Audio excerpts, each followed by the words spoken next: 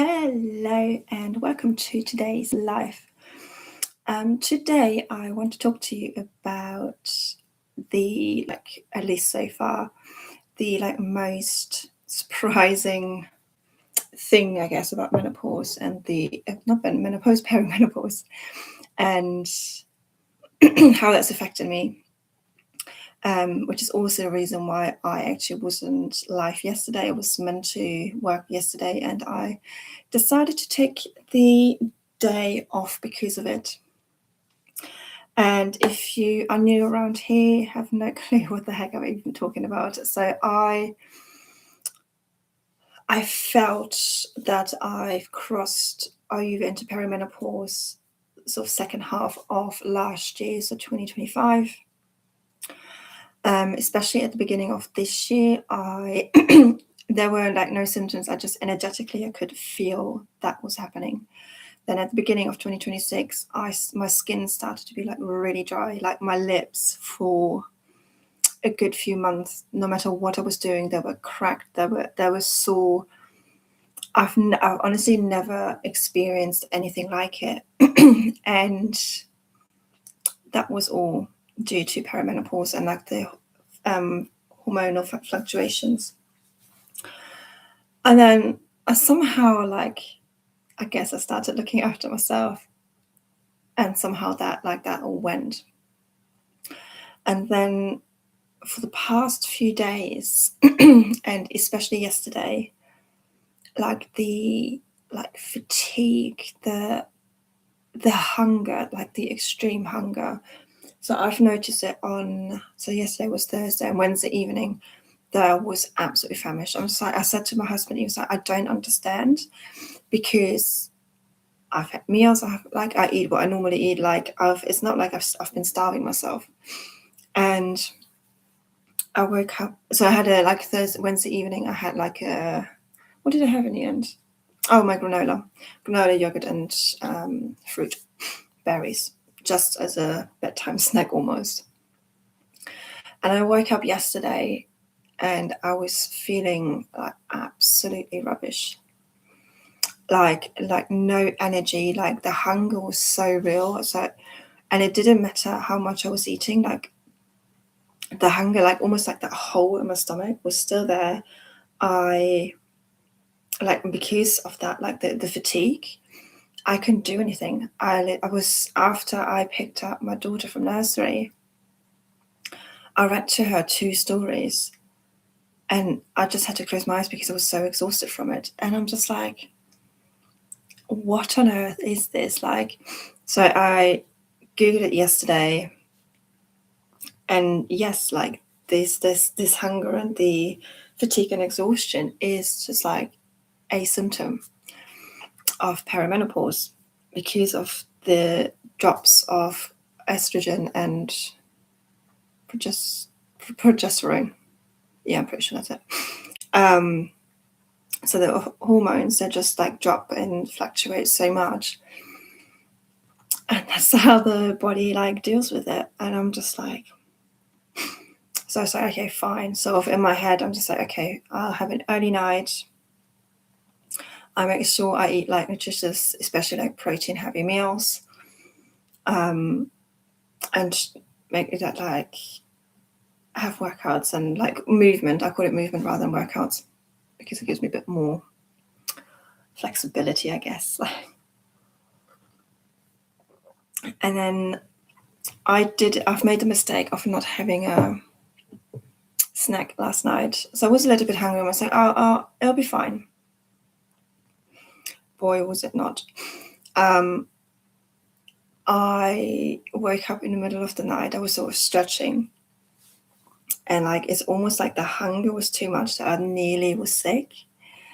And I was literally laying in my bed. I'm just like, I can't do this. What is all of this? And then for some reason, in my head, I had salmonella all of a sudden for no particular reason. And I'm just like, okay, fine. Just put that, literally trying to get back to sleep. And this morning, I was when I woke up, I still got up at 5. And I was like, well, what have I had? Because no one else has these symptoms. So it must be something that I have eaten and no one else. I was like, is there anything? I was like, well, I had, what was it? Oh, pineapple. It's like the likelihood for me to get salmonella from pineapple is not zero, but like in our house is pretty much zero. It's like, no, okay, fine. So I then like looked a bit further into all of it and was like, oh no, this can actually happen in perimenopause when you are like, because you're so exhausted, you're hungry, that you're just nauseous and just like want to be sick essentially. And I'm just like, gee. So the struggle is real at the moment. To be fair, at this moment in time, I am not feeling too bad. I am like very much giving myself space and time and just be easy on myself. I also have my third meal of the day. It is 9:30, waiting for me on my desk. So it's because one of the things I said yesterday to my husband before was even like feeling sick at night, obviously because I can't see in the future, was like, oh, maybe I'll just, because I looked into that and I knew like it could be to do with the fluctuations. And I said to him, I was like, maybe I'll try and see what happens if when I wake up, get up at 5, and what happens if I eat straight away. Just a little bit, not like a full-on meal essentially, but so that's what I did this morning. When I got up, like just like, when did I eat? Like 5:10, and then I had 2 sausages, half a bagel, and an egg because I didn't fancy the other egg in the end. At about 7:30ish. So at the moment, I'm trying to eat like every 3 to 4 hours just to make sure that my blood sugar stays stable. And then when I was coming back from, or no, actually not when I was coming back, that's a lie. When I was still at home, I was like, oh, what's my, like, I'm on day 17, I believe, my cycle. Yeah, day 17, and I have like sort of shorter cycles. And one of the things is that the hormones, when the egg isn't fertilized, dramatically drop. Yeah, they drop in this part of my cycle. So it's like, oh, this is quite interesting. So it's just for me like another symptom, I guess, for me to track. I track everything anyway, but it's just like really making sure, and also like putting like these things in place, like really like nutritious foods, snacks, like eating every 3 to 4 hours. I was actually going to eat straight after I came back from the nursery room. I was like, I'm not actually hungry. So I've made it, and I reckon about half an hour I'll start feeling that dip. And before the dip even comes, I will actually eat. So that's like, I actually completely lost the train of thought there while I was going on about. Oh yeah, doing my movement, like really nutritious food, like really starting to look after myself to where the hormones drop at this part of my cycle, to have that stabilized naturally a little bit. I'm trying to get my sleep like sorted, but I have a 4-year-old who wakes up usually once a night. So when I hear that, "Mommy," so there is not much in that sense I can do about it, and just hoping that she actually starts sleeping through soon. But like, it's going to be like a lot of early nights for me, just so that I can get that sleep in and the rest that I need. And the movement, there's like, I saw something from someone that I follow.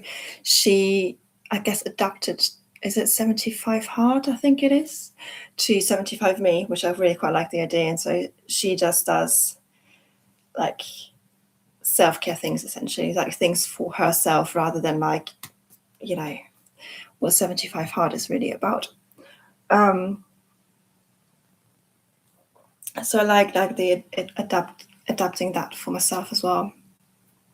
But it's like the extreme hunger and the fatigue because of that that's probably for the moment has been like one of the like biggest surprises and symptoms, I'm not gonna lie. And it's probably one of the hardest ones for me to deal with so far. And I know I'm very much at the beginning of this like whole journey through this threshold. And I don't look at it like just on the surface, like, I'm hungry, I'm fatigued, and I always like look underneath as well, like what is like the deeper thing behind it in terms of my life. And I like me just I've not even really looked at that, but I know where I've like not really looked after my body, where I definitely not prioritize sleep,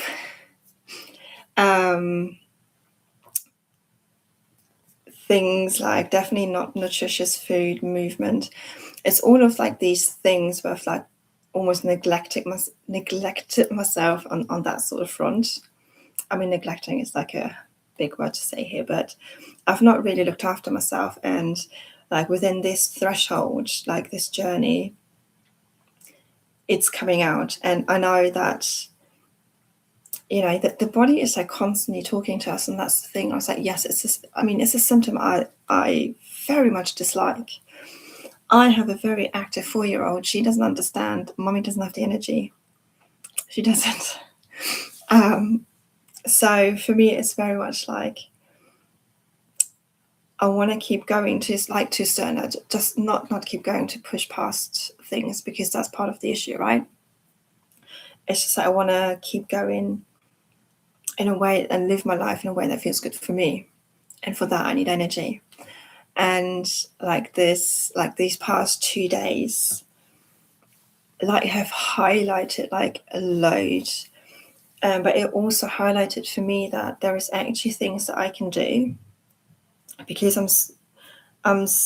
because there's going to be a load of people that's going to say, why don't you go on to hormone replacement? Number one, I don't know enough about it for me to even consider that. And number two, I don't really want to, because I think at this moment in time, and I'm never like, I'm not going to say I'm never going to do it. It's just for this moment in time, I want to go more like the holistic way. And I know I have got so many resources that can help me with that. And I want to go down that more holistic route first, before I actually even go to the doctors. I mean, yes, there are tests just to make sure that everything is okay, that, but before I take any hormone replacement, there's definitely like a bunch of other things that I personally want to try.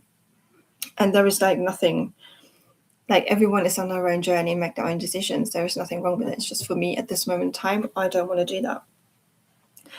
And especially because I'm still so early as well in this journey, who knows what other lovely symptoms I'm going to experience. But also likewise,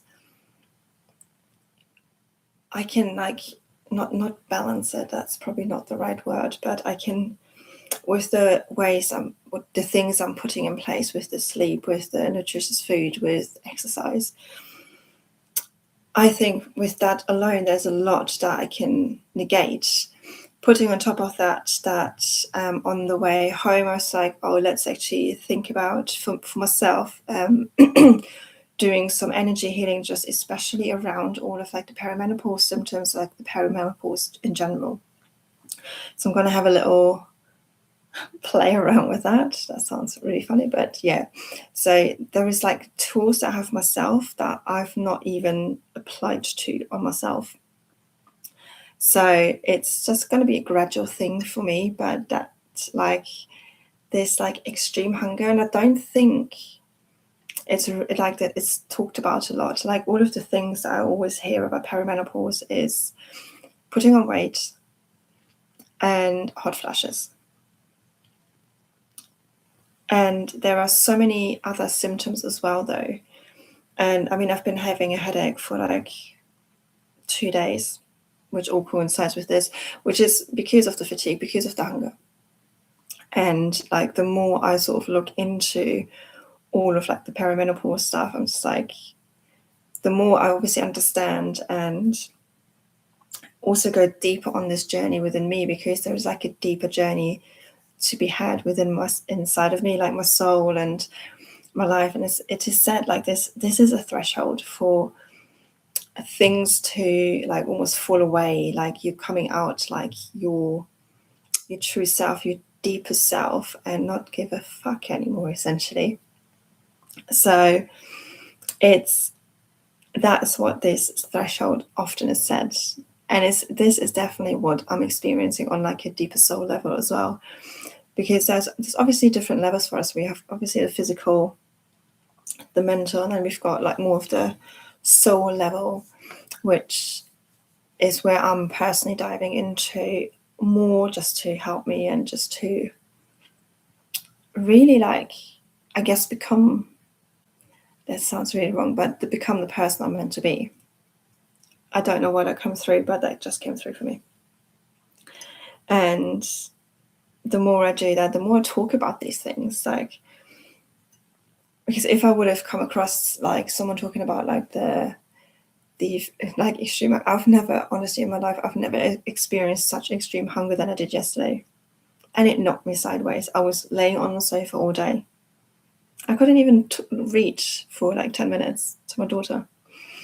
So that is how like fatigued I was and exhausted I was because of the extreme hunger. So if I would have found someone talking about it, that would have made me, first of all, I wouldn't have thought I was wrong with me. And it would have been just like, I just believe that we have to talk more about these things generally as women, as a society, which is why I decided to talk about this today. If you've listened to me blabbering on for those, thank you so much for joining me. Tomorrow is Saturday, so I won't actually, as I said in the previous one, I don't do lives on the weekend anymore, so I will see you next week. Have a lovely weekend. Bye.